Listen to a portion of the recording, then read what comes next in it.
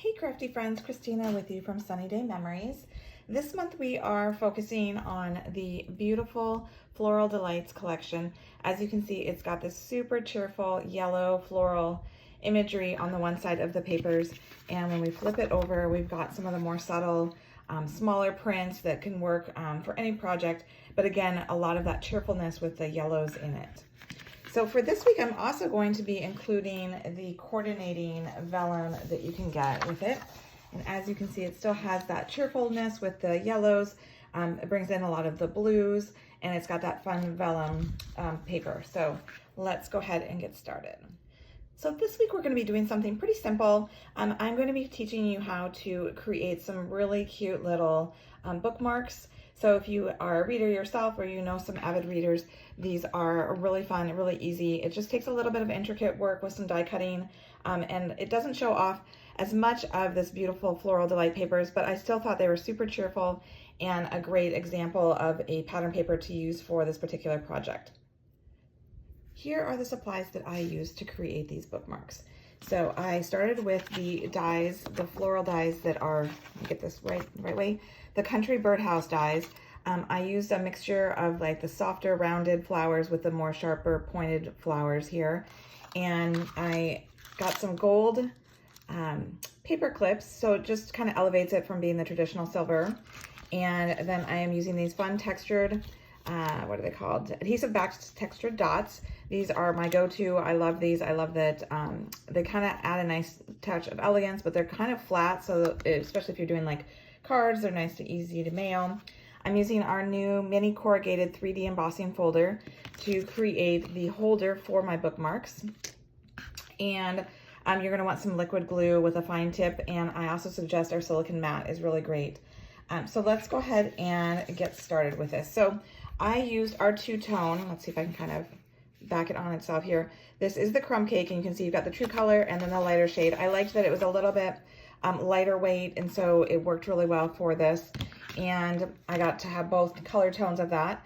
You're going to want to grab your paper trimmer because we're going to do some cutting. All right, so your paper this is the size I used. You can choose to do it larger or smaller. I did this because it works really well for the sizing of the bookmarks. And then I can also go ahead and put it in a 4x6 cellophane bag to go ahead and give it as a gift.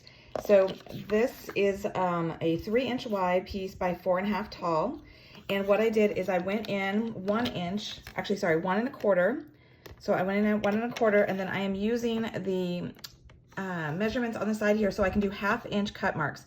So I took my little score blade here, or not score blade, my cutting blade, sorry, and I aligned it with a 1/2 inch mark, so then I can go from a 1/2 inch to the 1 inch mark so that I know that my little slit is about 1/2 inch. And this does not have to be precise, just this is just kind of giving you a guide. And then I'm going over here and I'm going to the 2.5 so that I can take it to the 2-inch one. So you can see I've got 2 slits here, and then I'm going to do the same thing. I'm just going to rotate it 180 degrees so that I can do it on the other side, where I'm going to go ahead and line it up at the 1 1/4. I'm going to line up my blade at the 1/2 inch and move it over to the 1 inch. And I'm going to lift up my arm here. I'm going to go ahead and bring it down to the 2.5 and then slide it over to the 2. And so now I've got my 4 slits in my paper. So then I'm just going to go ahead and put it into my mini corrugated 3D embossing folder, making sure that the top edge lines up with one of the lines in there so that way it's not crooked. You want to make sure it looks nice and not crooked. And then I'm going to go ahead and run this through my embossing machine. Now we go ahead and take it out of the embossing folder, and then those lines, those little slits kind of hide into that nice corrugated embossed look to it, but it's still able to go ahead and put those little paper clips in. So then now we're going to go ahead and we're going to start creating our little flower cluster. So let me bring that back in. So I have gone ahead and die cut 2 of the same size, the larger, softer, rounded flower. And I'm going to go ahead and glue those on top of each other. The one tip I did want to give you is that you can, for this project, go ahead and double up. Let me see if I have my paper here. Yeah, so I always was doing 2 sheets at the same time and then die cutting. So if you've never done that, you can do that. That way you get your 2 flowers and it kind of makes the process go a little faster. So I just went ahead and put a little dot in the center of one of the flowers. And then you're just going to go ahead and rotate the second flower so that it fits within those openings. So it looks like a fuller flower. And again, I'm using our silicone mat because then that way if I have any extra adhesive that kind of oozes out, it doesn't cause any problem to my tabletop. So then I just go ahead and let that dry. And then I have the same thing with the flower, the smaller flowers. I did the same flower design, that softer rounded edges, 2 of them, cutting them out at the same time. And then I'm just gonna go ahead and put a dot of glue in the center, and then just go ahead and twist so that the petals go in between in the open areas, again, to make it a fuller flower. And what I did is I alternated, so I have 2 different yellow centers. Those are both with my paper, and then I did the 2 blue ones from that vellum. And so I did alternate between using kind of the smaller pointed, smaller flower versus the smaller rounded edged flower. So I have 2, the rounded ones, one's blue and one's the yellow, and then 2 of the smaller pointy ones, one's blue and one's yellow. Just to kind of mix it up, but it all flows well together because it's from the same collection. Once you've given it enough time to dry and solidify a little bit, go ahead and put a dot of glue in the center of the larger flower, and then go ahead and add your colorful center. Get it where you want it to be. Go ahead and give it a nice press just so that it can make good contact.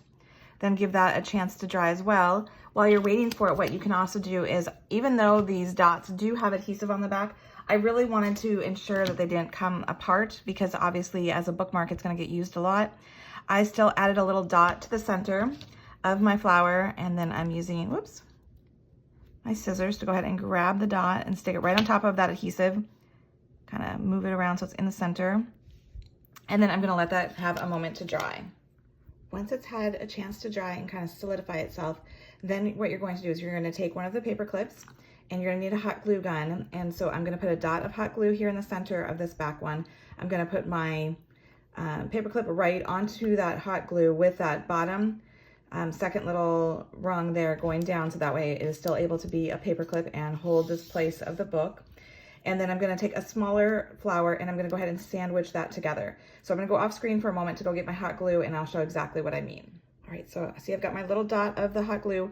I'm putting my paper clip right on that, making sure that the clip part, the double clip, is down, not toward that hot glue. And then I am taking my smaller little die cut here that I've cut out. It could be a circle, it could be another flower. I just had this other little flower from this die set, so it worked really easily.